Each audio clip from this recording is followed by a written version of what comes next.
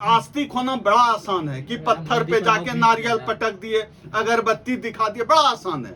लेकिन पत्थर पे अगरबत्ती दिखाने से कुछ नहीं होगा, नारियल फोड़ने से कुछ नहीं होगा। यह समझने की प्रक्रिया बहुत लंबी है, यहाँ तक पहुंचने में वक्त लगे। देखिए, हम इनकी आस्था का आचार भी ना डालें। जिनकी आस्था आहत हो जाए। हम तो चाहते हैं कि आस्था आहत होनी चाहिए। FIR 24 FIR हो चुका है और हो जाए। हम चाह रहे हैं जितनी जल्दी हो। भावना भड़क रही है, भड़क जाए।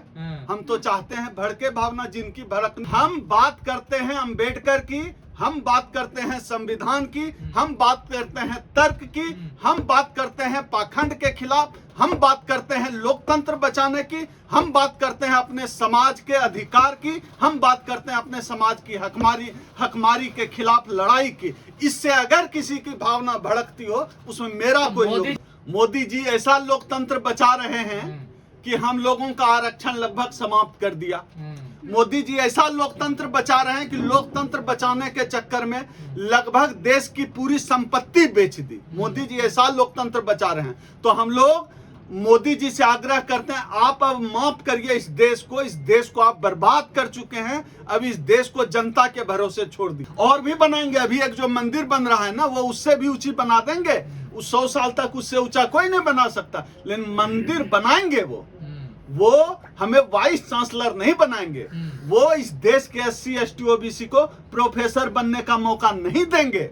वो हमें मीडिया में एंकर बनने का मौका नहीं देंगे। वो हमें कंपनी में CEO बनने का मौका नहीं देंगे। वो मूर्ति बनवाएंगे। यही तो सवाल है। उनको खटक क्या रहा है? उनको खटकता यह है कि जिनकी थाली में सूखी रोटी भी नहीं होती थी, वो आज पूरी और खीर खा रहा है। यही तो खटक रहा है। उनको खटक ये रहा है कि कल तक जो हमारे सामने चारपाई पर नहीं बैठ पाता था, आज सोफे पर पैर चढ़ा के बैठता है। यही तो खटक रहा है उनको। यही तो दिक्कत है। ये हमारे समाज का एक हिस्सा भले ही ना सोचता हो, लेकिन उनको पता है जिनके सामने हम कभी खाट पर न बैठ पाते थे। उनको पता है जिनके लोग कभी मेरे दादा के यहाँ से गाय का बछड़ा खोल कर ले गए।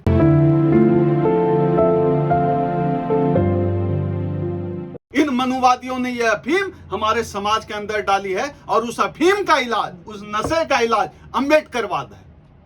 उसी से इलाज हुआ है, उसी से इलाज होगा। अभी की स्थिति आप 10 साल पहले की स्थिति देख लीजिए। 10 साल पहले हम ही मंदिर में सिर झुकाते थे, लेकिन जब अम्बेडकर को पढ़ा समझा तो हमने सिर झुकाना बंद कर दिया। जो लोग बदले हैं, और ये कोई ऐसा नहीं है कि ओवरनाइट जो है पूरा देश का हर दलित OBC अम्बेडकरवादी हो जाएगा।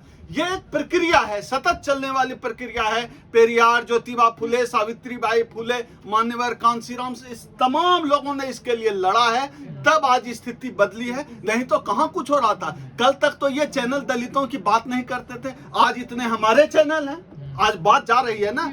अगर 20 लाख आपका व्यू गया एक वीडियो का, इतने लोगों ने तो देखा, तो एक धर्म पर कोई सवाल तो उठाना छोड़ दीजिए, कोई खिलाफ नहीं बोल सकता था। अब तो सवाल उठाया जा रहा है, तर्क की बात की जा रही है। बाबा साहब के आने के बाद हुआ, ये हजारों सालों की ये गुलामी है, इतनी आसानी से नहीं जाएगी।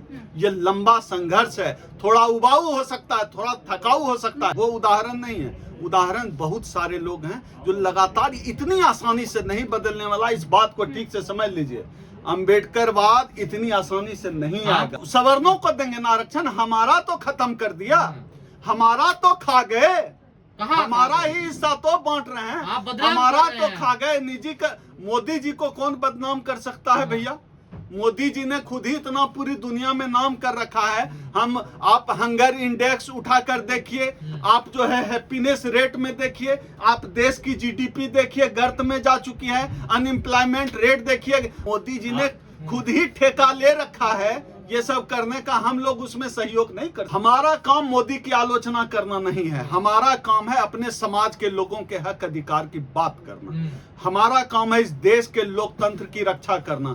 हमारा काम है बाबा साहब डॉक्टर अम्बेडकर ने जिस समता मूलक समाज का सपना देखा, उस सपने में अपना अंश भर योगदान करना। उदित राज जी का जो लेख है, एक लेख अभी आया इस पर बहुजन आंदोलन को लेकर, उस लेख को पूरा पढ़ा जाना चाहिए। किस संदर्भ में लिखा गया है आप ये बताइए। हम लोग ब्राह्मणों को रोज गाली देते हैं, जातिवाद करता है। हम क्या करते हैं? दुसाध चमार से शादी करता है, चमार खटीक से शादी करने के लिए तैयार है। क्यों अटके हुए? क्यों शादी? आपस में आप रोटी बेटी का रिश्ता नहीं कर रहे हैं, आपस में रोटी बेटी का रिश्ता नहीं, गाली दे रहे हैं ब्राह्मणों को, वो जातिवाद कर रहे हैं। आप क्या कर रहे हैं? आप क्या कर रहे हैं? आप जो है ब्राह्मण करता है क्या? हम क्या कर रहे हैं? जाट करता है क्या? राजपूत करता मैं है? वही क्या? बता, हम हाँ। वही बता रहे हैं, हाँ। हम आपस में रोटी बेटी का रिश्ता नहीं कर रहे हैं। जो अनुसूचित जातियां हैं वो आपस में एक होने के लिए तैयार नहीं है, गलियाए जा रहे हैं, ब्राह्मणों को गलियाए जा रहे हैं। मतलब शादी हो जाएगी तो विकास हो जाएगा दलितों नहीं, का। दिमाग में जो जातिवाद की गंदी सोच है, जो मनुवादियों ने, ब्राह्मणवादियों ने हम सबके दिमाग में जो जहर डाला है जातिवाद का, उस पर बात तो करना जहर को होगा। पाले भी तो हम ही जा रहे हैं। वही मैं उसी पर तो बात कर रहा हूँ, उस जहर को निकालना पड़ेगा, उस पर बिना बात किए संभव नहीं है। हम सबको भी अपने अंदर का जातिवाद खत्म करना पड़ेगा। जाएगी ये नहीं, मैं तो कभी नहीं, मैं 5-6 लाख साल बाद की बात कर रहा हूँ, तब भी नहीं जाएगी। एड्स का इलाज निकल जाएगा, लेकिन जाति का इलाज इस दुनिया में संभव नहीं है। संभव। अंबेडकर की बात करें, संविधान की बात करें, बाबा साहब का जो लिटरेचर है वो पढ़े, समता मूलक समाज की बात करें, संविधान में जो अवसर की समानता की बात की, प्रैक्टिकल भी लाएं कि नहीं, पढ़ने का क्या मतलब है कि प्रैक्टिकल में लाना है ना उसको। संविधान पर बात हो ना, संविधान क्या कहता है? आपके समाज की जो दकियानुसी विचारधाराएं हैं वो क्या कहता है, उसके खिलाफ आपको खड़ा होना पड़ेगा। हम उनकी दुकान बंद करने वाले कौन होते हैं? हम तो अपने समाज के लोगों को कहते हैं कि भैया तुम वहां मत जाओ। अरे उनका कस्टमर खा रहे हो आप। अब ये उनको लगता है तो ठीक है, लेकिन वो हमारे लोगों को खराब कर रहे हैं। हमारे लोग संविधानवादी होने देखिए चाहिए। अर्चना गौतम का यहाँ आपने तब भी विरोध शुरू कर दिया।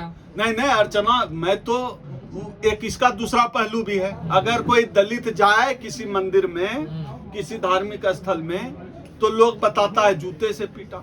मुझे बड़ा दुख होता है, सिर्फ जूते से क्यों पीटा? जूते से पीटा तो फटे हुए जूते से पीटा कि नहीं पीटा?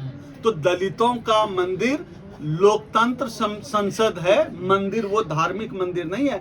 दलित तो पहले हिंदू ही नहीं है, मैंने अभी आपको बता दिया।